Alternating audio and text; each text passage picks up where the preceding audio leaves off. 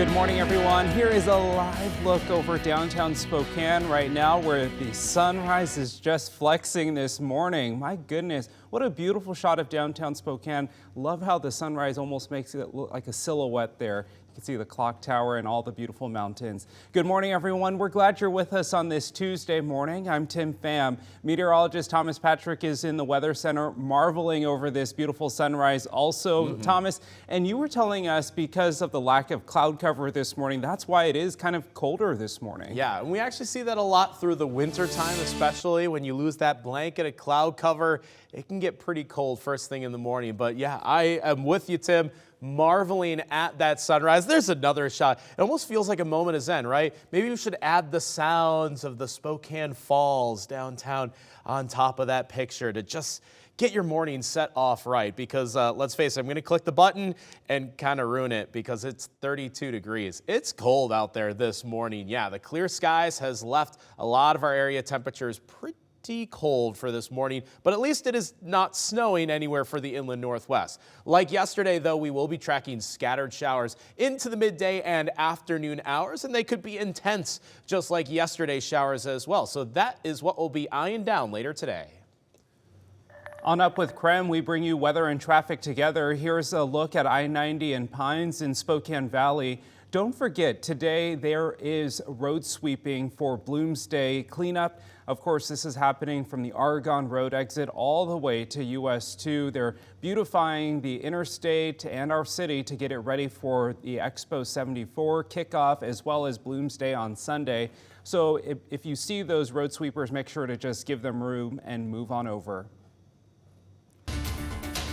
In just a matter of hours, Spokane Mayor Lisa Brown is set to give her first State of the City address, and she's expected to speak about one of her first 100 days in office and the challenges the city is facing. The event is happening at the Spokane Convention Center. Doors open at 11 o'clock this morning, and the address is expected to last until 1 o'clock. Tickets start at $75, but as of this morning, the event is nearly sold out. The mayor's office says there may be a few tickets that can be bought at the door. We will also stream the address live on our website, KREM.com, and inside the KREM 2 Plus streaming app. Of course, you can count on us to bring you the latest on the address on KREM 2 News at 4 for full in-depth analysis. Brown is also expected to address a proposed public safety levy that would raise tens of millions of dollars to fund police and fire services while digging the city out of a $50 million deficit. City officials approved that levy less than 12 hours ago at the city council meeting, paving the way for it to appear on the ballot in the August 6th special election. Here's what the levy would do if voters approve it. Property taxes would go up about $30 a month for the median household. Over the next 5 years, that would give the city almost $200 million. 2/3 of that money would go towards balancing the budget. Mayor Brown says this levy would also invest in public safety, but several council members say there's no guarantee of that. There's no accountability built into it. This is a permanent levy, which means it will never go away. You just can't keep going digging deeper and deeper into the homeowners. If voters don't pass it, Brown says we'll lose some city services and 170 city workers will lose jobs. Meanwhile, council agreed to push back a vote for a new property tax to fund parks until next year. Also last night, City Council approved new protections for renters. Under the new ordinance, landlords will now be required to give tenants more notice before a rent increase. State law already mandated landlords to give renters a 2-month notice. Now, this ordinance will double that time to 4 months notice for increases of 3% or less and 6 months notice for more than 3% increases. It is set to go into effect on June 1st. As the 50th anniversary of Expo 74 quickly approaches, the city of Spokane is facing a new challenge. KREM 2's Brandon T. Jones is live in downtown Spokane right now. Brandon, you've learned about the efforts to keep our city clean and beautiful for all the events happening this weekend and, of course, all summer. Good morning. Yeah. Well, that's exactly right, Tim. Of course, we live in a beautiful city, but throughout this entire week, it is considered a spring clean week as we approach that Expo 74 anniversary. So when you're out and about downtown, you may see some people out or in teams cleaning up around the city and, the outer skirts as well. So yesterday was considered a litter pickup day. So you may have seen people out there getting all of that trash properly disposed of.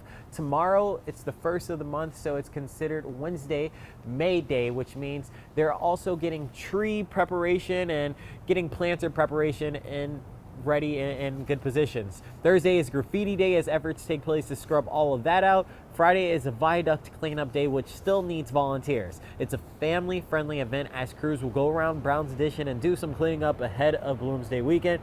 You can sign up by going to volunteerspokane.org. And then also, of course, this challenge is being presented with that Expo anniversary, but we also know that you can partner up with the Downtown Spokane Partnership or Volunteer Spokane and make sure you get opportunities to clean up or have some of those other opportunities as well. But for now, reporting live here in downtown Spokane, Brandon T. Jones, KREM 2 News.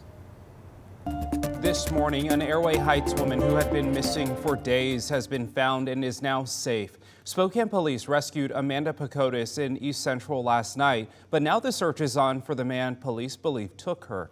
Take a look at your screen. This is 51-year-old Joseph Parisian. Police believe he forced Pacotis to leave a house with him on Saturday. Last night, tactical teams surrounded an East Central home that they believe the suspect was hiding out in, but he wasn't there. But that is where they found Pacotis. The suspect was last seen in the area around 6 p.m. last night. If you have seen him or know where he might be, you are asked to call 911 or Crime Check at the number there at the bottom of your screen. This morning, change is coming for the Seattle Kraken. The franchise's first ever head coach has been fired after 3 seasons. The team announced yesterday they have released Dave Haxtell. The announcement comes after an underwhelming finish to the season that saw the Kraken miss the playoffs. The team suffered 2 8-game losing streaks this season. They had a lack of scoring and finished on a downward turn, winning 6 of their final 20 games and again missed the playoffs. Kraken general manager Ron Francis says change had to be made, but this was still a difficult decision. It's really difficult. I mean, like I said, I think he was a good coach when we hired him. I still think he's a good coach. He's a terrific person. There's a lot of sacrifice that goes in not only by him, but by his wife and his family. And, it's never easy to make a decision like this. Now the team will immediately start their search for his replacement. It is 6:08. Let's take a look at your morning rush. More news in less time. Today, Ada County Sheriff's Deputy Tobin Bolter will be remembered at a private memorial. Deputy Bolter was killed in the line of duty earlier this month during a traffic stop. Family, friends, and colleagues will gather in Nampa for a private ceremony. Although the memorial is not open to the community, it will be live streamed. The procession begins at 11:30 this morning. You can find a link to watch it on our website, krem.com. Today is the final day of picketing for hundreds of healthcare workers on strike at Providence. Workers say they were striking for better pay and contracts, but the strike is ending with no resolution. The strike is officially over at 8:30 tonight. The 3-2 pitch. High drive left field. We've got a Mariners win. Mitch Garver out of the depths comes up huge. Oh my gosh, the Mitches this year, they are just carrying the team. I love this. This was ball game for the Mariners, welcoming the hottest team into baseball to Seattle last night and a walk-off win in the bottom of the ninth. So the M's were scoreless until Mitch Garver hit a bomb to the left center, ending the game 2-1 over the Atlanta Braves. Garver, the veteran who was added to the roster this season, has been struggling at the plate, but last night he got his first career walk-off home run, and of course that means they just get to walk off the field because the game is over. That is a look at your morning rush. Thomas, this was a big moment. Look at him with the Gatorade bucket. Do you know what caught my eye? Was the helmet spike right before home plate. That is some enthusiasm we love to see from the M's. All right, weather-wise, I could use that energy because I need to warm myself up. It is pretty cold out here. We're at 32 degrees right now in Spokane, even 31 in Coeur d'Alene. I think there's a little bit of frost that is developing on the grass. Kind of hard to tell because we ran the sprinklers here at the office this morning, but it is cold even though the sun is just about to peek around the corner here.